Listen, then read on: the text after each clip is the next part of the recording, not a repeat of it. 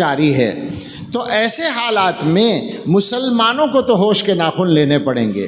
میں اپنی بات سمیٹتا ہوں اور خلاصہ کرتا ہوں، جو مجھے عرض کرنا ہے وہ یہ ہے، میں نے بات یہاں سے شروع کی تھی کہ دو مسئلے ہیں، ایک جنت میں جانا اور ایک دنیا کی زندگی کو ٹھیک کرنا۔ جنت میں جانے کے لیے شریعت کے مطابق جینا پڑے گا، اور جب شریعت کے مطابق زندگی گزاریں گے تو آپ یقین کریں دنیا کی زندگی بھی اچھی ہو جائے گی۔ یقین کے ساتھ یہ بات کہی جا سکتی ہے۔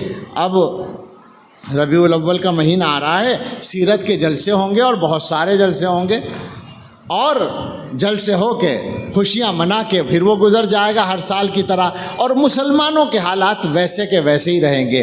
پیغام یہ ہے کہ حضرت محمد الرسول اللہ صلی اللہ تعالیٰ علیہ وسلم کی زندگی دنیا میں سب سے اچھی زندگی گزری ہے، ان کی برابر کسی آدمی کو عزت نہیں ملی ہے۔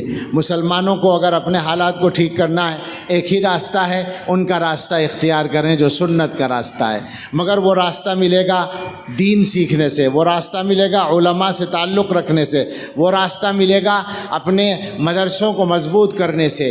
اس سے غافل نہ ہوں، اپنی دنیا کے کاموں کو بھی ٹھیک کرنے کی کوشش کریں، اور خدا کے واسطے کوئی بھی کام رسم کے طور پہ کرنا چھوڑ دیں۔